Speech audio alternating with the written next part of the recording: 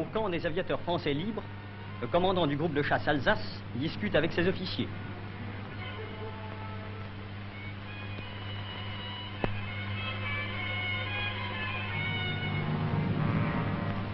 En dépit de ces attitudes nonchalantes, nos pilotes au désert ont une vie toute d'action.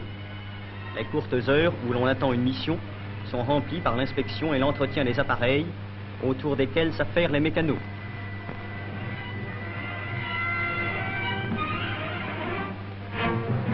Soudain, un coup de téléphone donne l'alerte. Aussitôt, sur ce terrain où tout est déjà prêt pour le combat, le rythme de la vie se précipite. Les pilotes, dont l'audace et l'habileté sont célèbres, ont hâte d'atteindre l'ennemi.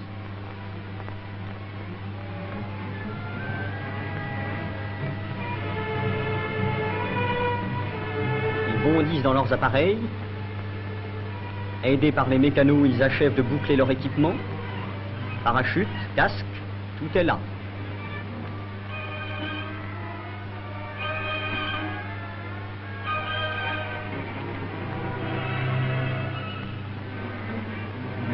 Prêt pour le départ.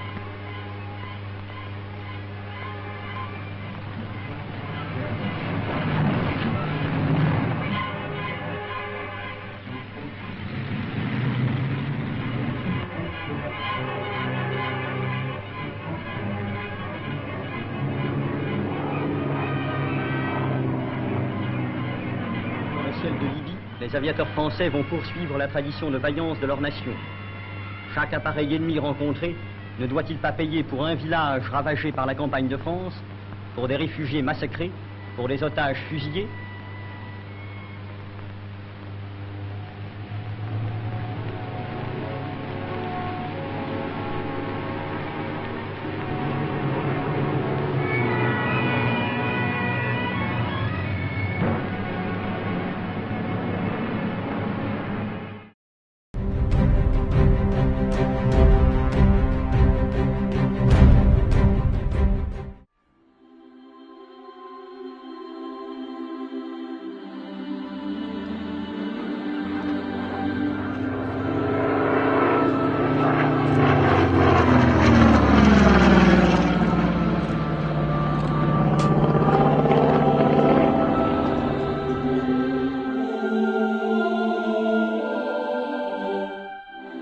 Après l'armistice, nous sommes arrivés à Suez.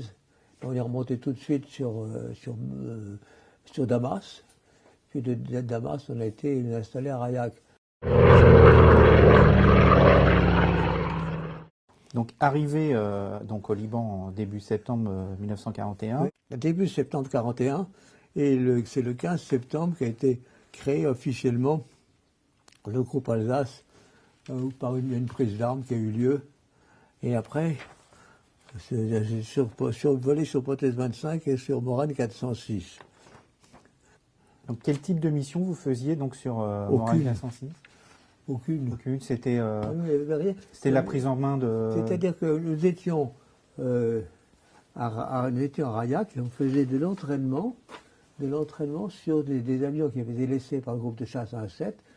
Alors il y avait des Morane 406, à peu près 6 ou 7, qui étaient en mauvais état. Il y avait à peu près 6 ou 7 qui étaient opérationnels, un de Voitine 520, et des Potes 25 et des Potes 29. Le 25, c'était un biplace, du cockpit ouvert, et le 29, c'était un avion beaucoup plus large, dans lequel on pouvait monter avec 4 ou 5 personnes. Donc ça servait d'avion de liaison. Et on faisait strictement de l'entraînement.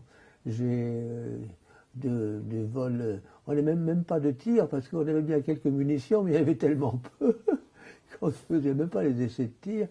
Mais on faisait surtout de l'acrobatie, parce qu'il y avait Denis et Litolf qui étaient les commandants du groupe. C'était Tulane, Denis, Litolf qui étaient des as de pilotage. Ils étaient de très très bons moniteurs. Alors on a appris à voler sur ces avions en attendant d'avoir... Mais c'était même pas des avions d'armes, parce que en fait ils étaient armés, il y avait bien un canon et une mitrailleuse sur les avions, Mais si on avait tiré pendant une semaine, il ne restait plus de munitions pour les faire fonctionner.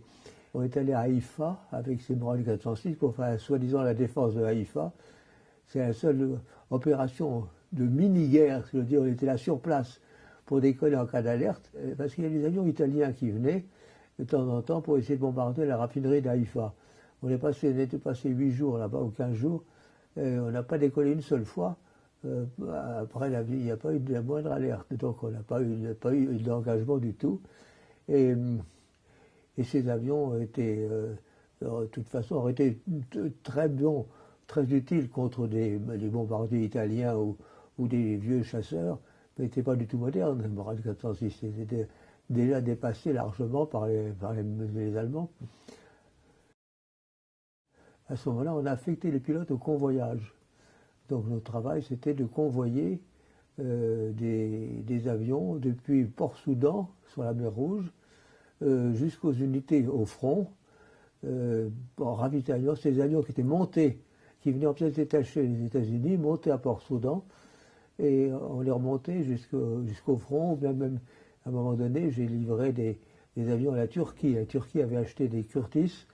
Je me suis promené pendant 2 ou 3 jours avec un avion avec le drapeau turc sur la queue, entre Port-Soudan et la frontière entre la Syrie et la Turquie. Et ce n'est que l'année suivante, au début 42, que nous avons été équipés avec des Hurricanes, des vieux Hurricanes que je décris d'ailleurs dans mon livre Ciel de sable. Voilà.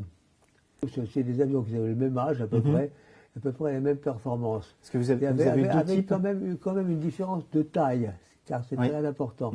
Les Morane 406 ne pouvaient pas voler sur le dos. Ils n'avaient pas mis de carburateur inversé et ils ne pouvaient pas voler sur le dos. Ce qui fait qu'en combat aérien, quand on faisait la voltige, on passait sur le dos, le moteur s'arrêtait.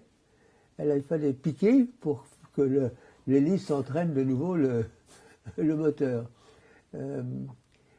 Alors que les Hurricanes, eux, avaient un moteur Rolls-Royce Merlin qui marchait très très bien sur le dos. C'était déjà, mais il n'était pas plus rapide que les Morane 406. Ils étaient un peu mieux armés. Oui, l'armement. C'est-à-dire que Morane 406, il y avait un truc formidable. Il avait un moteur canon. Hispano-Suiza avait un canon de 20 mm dans l'axe de l'hélice. Alors que les Anglais n'ont jamais fait ça. Les Français avaient ça avec le Devoitit 500, avec le moteur Hispano sur Morane 406 et Devoitit 520. Les Allemands ont fait ça avec leurs avions dans le canon dans l'axe du moteur. Ce qui leur a permis d'ailleurs aux Allemands après d'avoir un canon plus gros, parce que comme c'était bien centré, ils sont passés du 20 au 30 mm, ça faisait quand même du dégât. Alors ceci dit, donc le Morane 406 avait un canon et 4 mitrailleuses, 2 de chaque côté. Alors que le Hurricane était le premier modèle qu'on a eu, il avait 2 fois 4 mitrailleuses, ça fait 8 mitrailleuses, et puis après il y avait 12 mitrailleuses, 6 de chaque côté, ce qui est quand même une puissance de tir absolument fabuleuse. On était effectivement au milieu du désert, c'est-à-dire c'était le vrai désert, c'était rien, du caillou et du sable, donc tout notre vie quotidienne dépendait uniquement de l'extérieur, de ce que voulait bien nous apporter.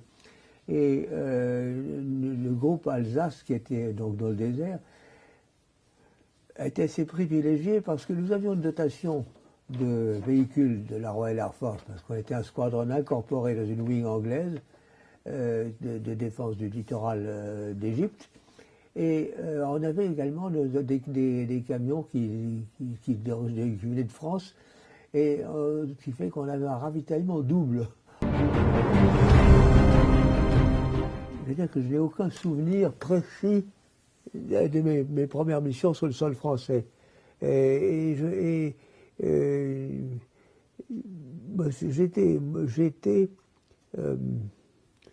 appris à piloter au Havre. mon père était président de l'aéroclub du Havre et j'ai eu mon brevet de pilote avant d'avoir mon permis de conduire. Et donc je connaissais bien la côte du Havre, la falaise et les trucs. Donc je connaissais donc très bien l'approche quand on vient de la mer vers la France, ça m'était familier. Donc j'ai retrouvé ça de la côte sur Deauville ou sur le Havre, que j'ai très très bien.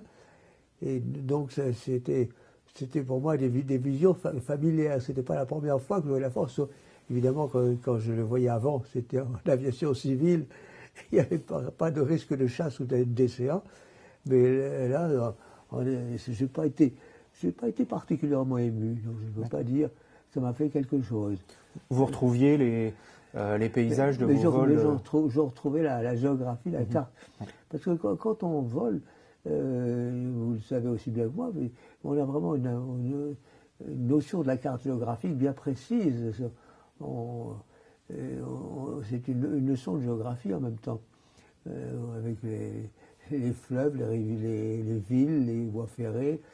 Et surtout que quand toute la période où j'ai d'entraînement ou de vol civil avant la guerre et d'entraînement, on n'était pas guidé du tout. On essayait de regarder le sol. Alors on se repérait en regardant par terre. En cheminant, oui. Et par ailleurs, alors que par contre, à partir du moment où on était en opération en Angleterre, on était totalement pris en charge par les radars, et c'était absolument fabuleux. Les chefs d'opération nous disaient vous êtes à tel endroit, nous on ne voyait rien, on était dans le coton. Vous êtes à tel endroit, maintenez tel cap, très bien, bon, descendez à telle altitude, descendez, et puis il entend baissez le train, là ouvrez les volets, baissez le train. Il nous dit, vous devriez voir la Terre. Alors à ce moment-là, il dit, vous devriez voir la Terre. À ce moment-là, pof, on se retrouve à 20 mètres au-dessus des arbres, guidé par la radio. Ils avaient déjà des méthodes de guidage d'une précision fabuleuse, parce qu'il y avait les 12 avions. Il amenait les 12 avions et on se posait ensemble. Tout le monde se posait ensemble, par groupe de 3 escadrilles de 4. On se posait 4 à la fois sur le terrain. C'est-à-dire que le premier allait un peu plus loin, et à chaque fois, mais tout ça c'était orchestré d'une manière parfaite. Ça n'existait absolument pas en Égypte, ce genre de choses. C'est ça qui était vraiment très très bien, c'est l'organisation du contrôle aérien. L'aide aux pilotes. Par exemple, quand on partait en mission, on allait escorter des bombardiers. On devait partir à telle heure, monter à telle altitude, rencontrer les bombardiers à telle heure. À la seconde près, on trouvait les bombardiers pour les escorter. Donc c'était calculé et suivi d'une manière absolument fabuleuse. Il y avait un très très bon entraînement de la part des opérateurs, parce que nous n'étions pour rien, on suivait les instructions qu'on nous donnait. Mais les instructions étaient bonnes, parce que tous nos avions étaient équipés d'un émetteur pour nous suivre, qu'on identifie notre avion des Allemands. Un peu un transpondeur. Un transpondeur qui s'appelle IFF. IFF, Identification Friend and Foe. IFF. Et le IFF, il ressortait en bip. Donc on pouvait voir, le contrôleur pouvait voir sur son écran l'avion qui était un Allemand et l'avion qui était un Anglais. C'est la chose qui m'a le plus frappé, c'est la qualité de l'organisation anglaise. C'était vraiment très très bien.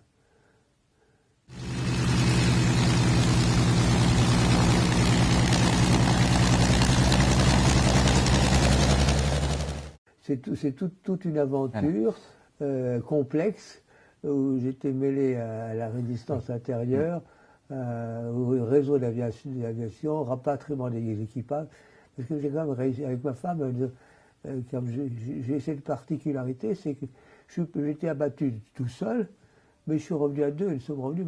Je suis marié entre-temps en France et je l'ai ramené en Angleterre. C'était assez inhabituel. Parce que les épouses, en général, elles ne suivaient pas. Ouais. Il se trouve que le jour du débarquement, j'ai fait 2 missions ce jour-là. J'en ai fait tout le temps, au mois de juin 1944. On en faisait toutes les 5 minutes. Mais je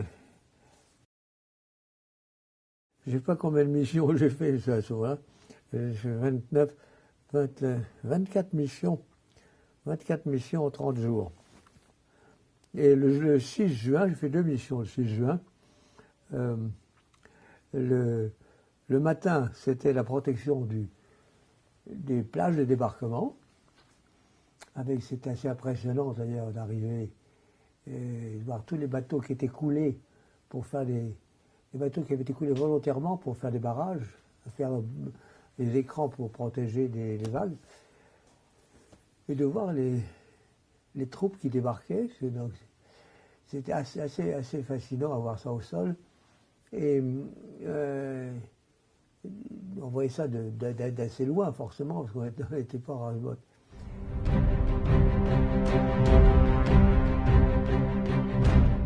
Mais l'après-midi, alors là, c'était beaucoup beau, c'était très très beau.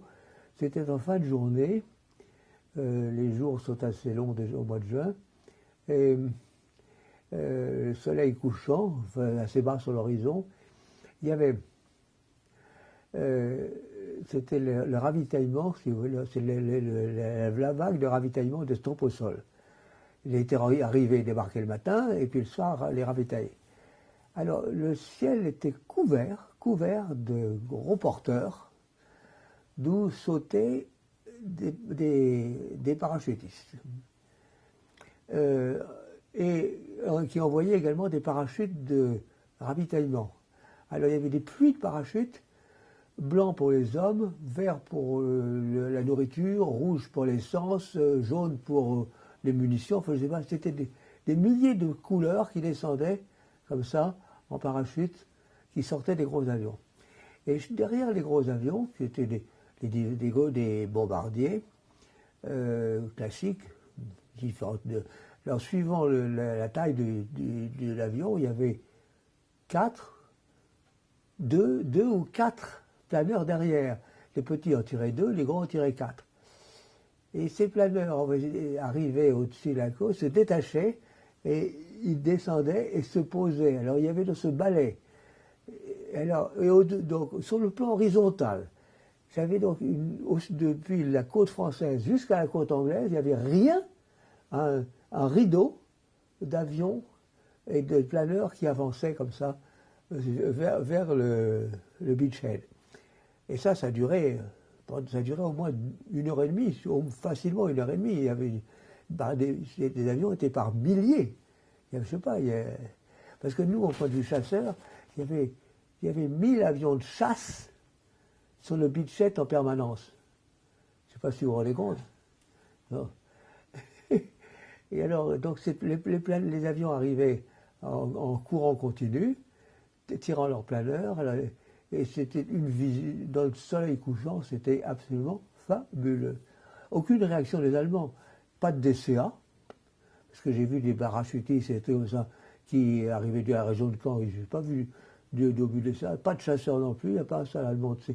Alors, effectivement, il y a un ou deux Allemands qui se sont glissés à l'intérieur, qui ont fait quelques cartons, mais c'est vraiment mineur à côté de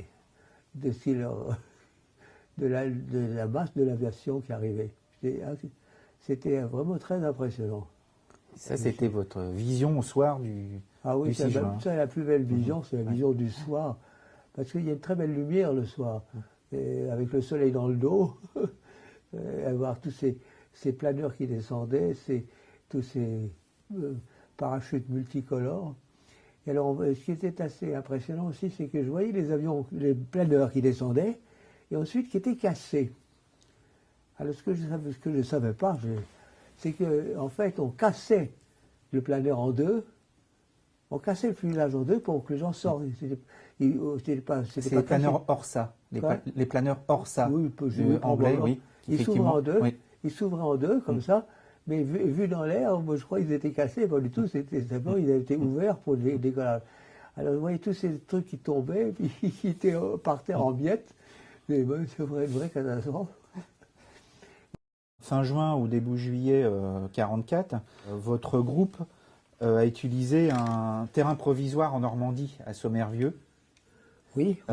Est-ce que vous avez des souvenirs de ça quand vous êtes arrivé sur cet ALG, cet Advanced Landing Ground? Oui, très bien. C'était tous ces terrains sur lesquels nous étions, c'était des champs.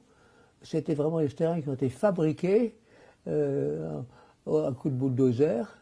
Et il y avait donc, pour créer des espaces d'atterrissage, et sur lesquels les Anglais avaient mis des plaques de tôle percées, qui s'enclenchaient les unes dans les autres, et on avait des aires pour rouler.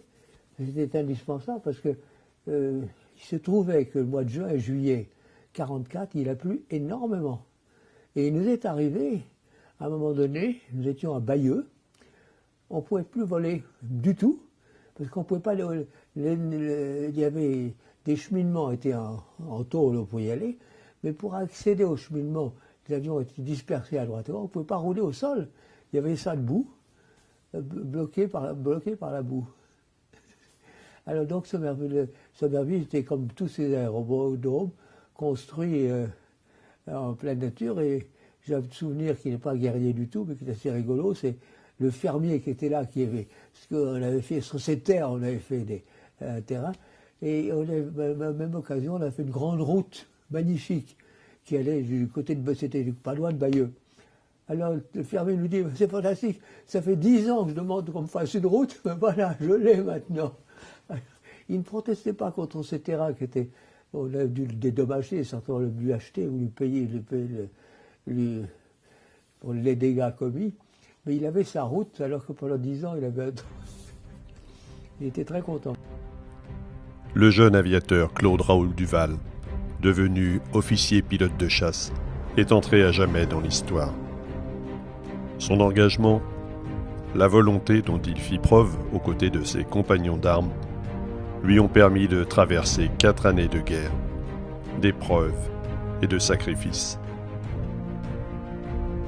Le 16 octobre 1945, en reconnaissance de son engagement, il sera fait compagnon de la Libération. On le voit ici, lors d'une cérémonie, aux côtés de Jacques Andrieux, un autre as français. Nous avons le devoir de nous rappeler du sacrifice de ces hommes et transmettre à notre tour leur message. Le premier message peut-être, c'est de dire que quand on arrive à une situation désespérée, il ne faut pas désespérer, mais il faut essayer de continuer à aller de l'avant. Et c'est ce que, vraiment, pour les jeunes, c'est ça qu'on peut leur dire, c'est qu'il faut persévérer dans l'adversité. C'est ce que peut-être beaucoup n'ont pas envie de faire, mais c'est vraiment le départ, parce que le départ pour l'Angleterre, c'était vraiment un choix bien précis, raisonné, mais il y avait un risque très important qu'on avait pris et on le savait. D'ailleurs, c'était tellement risqué qu'il y en a très peu qui sont passés en Angleterre, nous étions une poignée. Parce que l'appel du général de Gaulle, on ne peut pas dire que les gens se sont précipités pour aller le rejoindre en Angleterre. Donc je crois que pour les jeunes, c'est ça, il faut persévérer, avoir le courage de faire un effort pour persévérer dans une voie qui semble ardue et difficile. Très bien. Bien, ça sera la conclusion de notre interview. Écoutez, merci beaucoup. Je vous remercie du temps que vous nous avez consacré. Je vous en prie.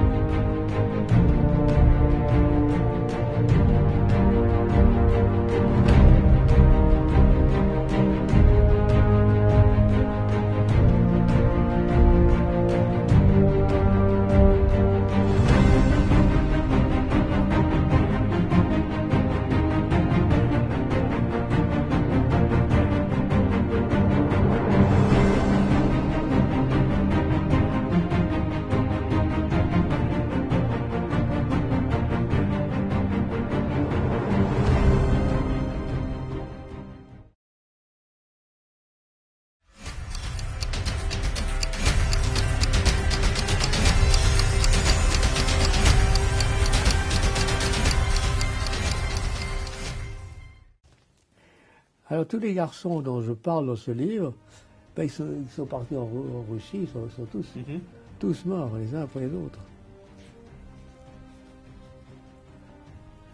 Triste histoire.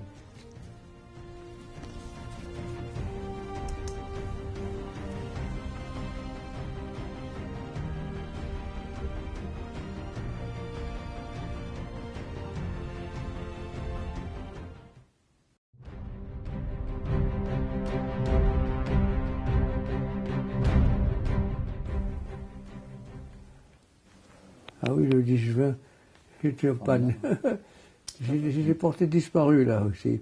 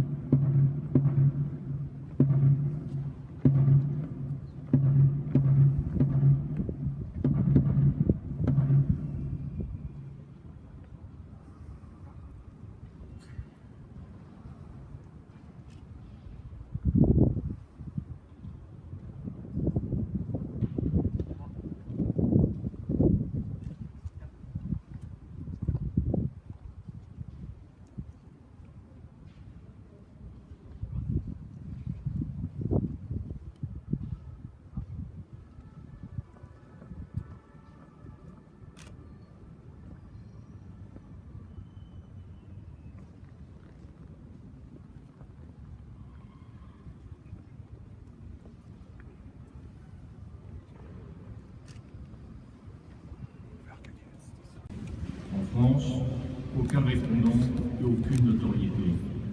À l'étranger, ni crédit, ni justification.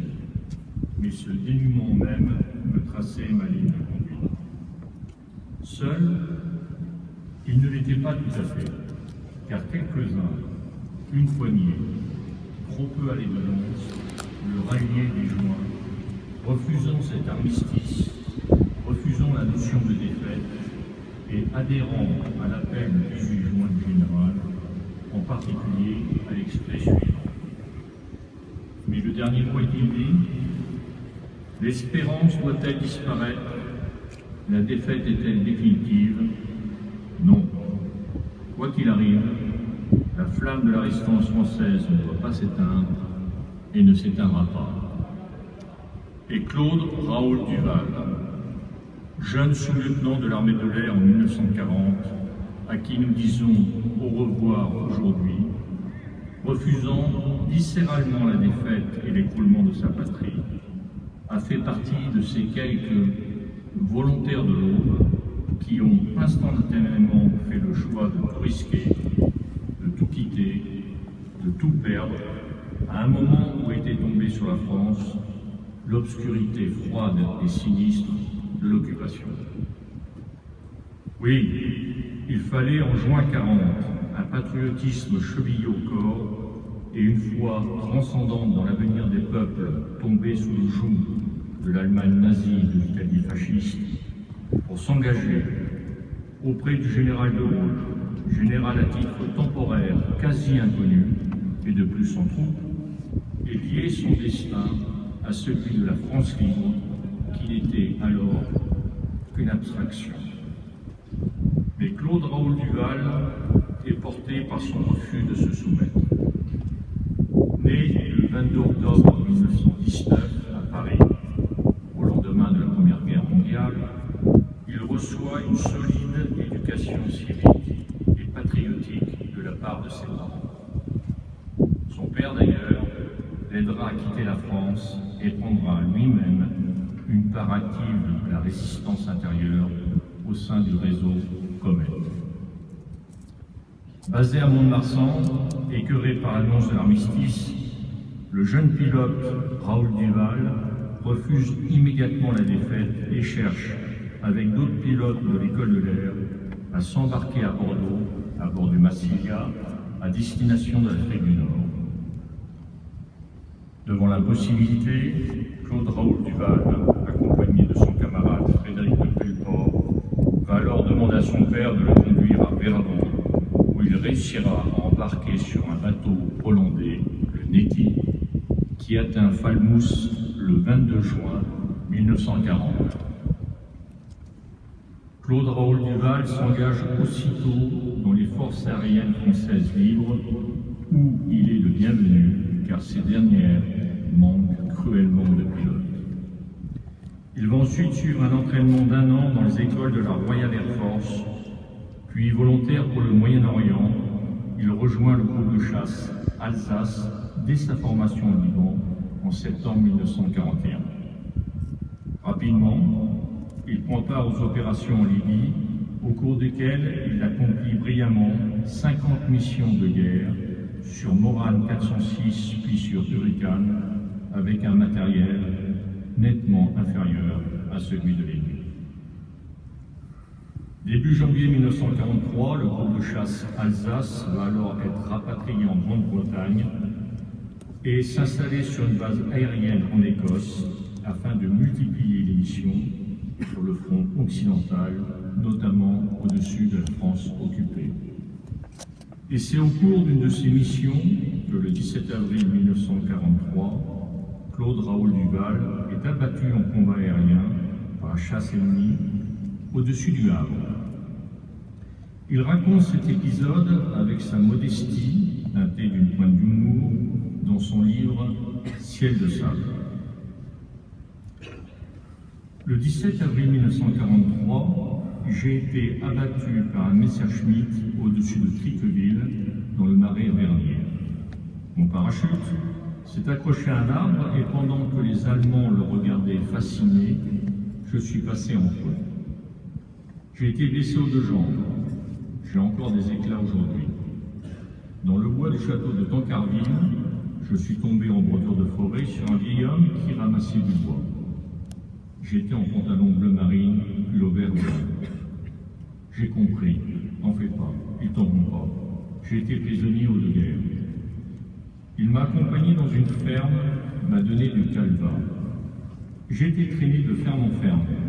Personne ne voulait me garder. Chaque fois, je buvais un peu de calva et j'ai fini ivre-mort politique à la place de sa femme. Grâce à la résistance locale, je me suis retrouvé chez mon père, qui s'occupait d'un réseau d'évasion pour les parachutistes alliés.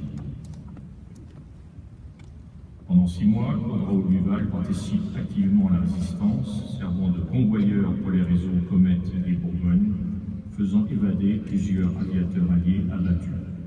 Puis, comme il le raconte, j'ai récupéré 2 équipages américains de forteresses volantes et nous sommes partis en train, puis à pied, vers l'Espagne où nous avons rejoint, et puis nous avons rejoint l'Angleterre. Là-bas, on me croyait mort. Réaffecté immédiatement au groupe Alsace, il retrouve ses camarades, heureux de le voir en vie. Il reprend le combat et participe à toutes les opérations de l'année 1944, sur l'Angleterre d'abord, la France, la Belgique et les Pays-Bas ensuite. Au cours de cette année, il effectue 76 sorties offensives au-dessus du territoire ennemi, dont 2 le 6 juin 1944, lors du débarquement allié en Normandie. Au total, le capitaine Raoul Duval a accompli 160 missions de guerre, totalisant 220 heures de vol opérationnel de guerre. Le général de Gaulle, en créant l'ordre de la libération par l'ordonnance du 16 novembre 1940, a voulu récompenser, je cite, les personnes ou les collectivités militaires et civiles qui se seront signalées dans l'œuvre de la libération de la France et de son empire. Pour être nommé compagnon de la libération, ce n'est que peu à peu que se dessinent des critères très stricts qui prennent en compte engagement précoce dans la France libre ou dans la résistance, des conditions de ralliement difficiles, la prise de risque et une somme d'actions marquantes et répétées, souvent sanctionnées par la mort. En effet, 1/3 des compagnons de la libération tomberont au combat ou dans l'action clandestine, sans compter tous ceux qui seront meurtris dans leur chair. Ils ne seront donc, du fait de cette sélection drastique, que 1038 à être faits compagnons et à faire partie, selon les mots du général, de cette chevalerie exceptionnelle créée au moment le plus grave de l'histoire de France. Et Claude Raoul Duval, pour ses services hors pair, intègre cette aristocratie de la France de l'honneur en étant nommé compagnon de la libération par décret du 16 octobre 1945. Et il est important de le rappeler, les compagnons de la libération symbolisent le fait que des Françaises et des Français, et souvent très jeunes, aux heures les plus sombres de notre histoire, guidés par le sens de l'honneur et du devoir, ont fait preuve d'abnégation, d'héroïsme et de sacrifice dans la lutte qu'ils menèrent pour redonner à notre patrie sa liberté et son indépendance. Claude Raoul Duval, le général d'armée André Lanata, chef d'état-major de l'armée de l'air, a tenu, en ce jour de deuil, à être présent dans cette cour d'honneur de l'Hôtel national des Invalides pour vous témoigner sa reconnaissance et son admiration pour votre parcours et, à travers le dernier pilote compagnon que vous êtes, témoigner toute sa gratitude à l'ensemble des combattants des forces aériennes de la France libre. Claude Raoul Duval, vous avez fait partie de ceux de la première heure et vous êtes parmi les rares à avoir participé à l'ensemble de l'épopée de la France libre. Vous aurez donc combattu comme Français libre durant ces 5 années de la Deuxième Guerre mondiale, essentiellement au sein du groupe de chasse Alsace, qui aura perdu 21 de ses pilotes, soit l'équivalent de son effectif opérationnel, et qui sera lui-même, du fait de ses glorieux engagements, fait compagnon de la libération. Après la victoire, vous êtes rendu la vie civile Et comme si, après ces années de folles aventures, l'Hexagone vous semblait quelque peu étroit, on vous retrouve menant votre vie professionnelle dans le commerce et puis dans la banque, au Congo, au Nigeria, en Algérie, au Brésil, puis enfin à Paris à partir de 1969, avant de prendre votre retraite en 1995. Comme vos compagnons, vous avez montré un attachement continu à l'ordre de l'adhération et vous êtes soucié de son avenir et de son action auprès de la jeunesse de notre pays, en vous impliquant jusqu'au dernier moment, participant en dépit de votre fatigue au conseil d'administration de février dernier. Je garderai de nos conversations le souvenir d'un grand patriote et fait mienne vos recommandations pour l'avenir de l'ordre. Claude Raoul Duval, vous nous avez quitté le 10 mai 2018 dans votre 99e année, 2 jours après la commémoration du 73e anniversaire de la capitulation de l'Allemagne nazie et de la fin de la guerre en Europe. Nous disons à vos enfants, petits-enfants, arrière-petits-enfants, à votre famille et vos proches qui vous entourent et vous pleurent en ce jour, et à qui nous adressons toutes nos condoléances, qu'ils peuvent être légitimement fiers de posséder un véritable héros dans leur patrimoine familial. Claude Raoul Duval, vous avez mérité de la France et vous pouvez dormir du juste sommeil du brave. Nous nous inclinons avec respect devant vous en ce jour de revoir et que votre engagement immédiat, désintéressé et sans concession pour combattre l'inacceptable soit une source d'inspiration pour chacun d'entre nous à un moment où de nouveau inacceptable frappe notre pays.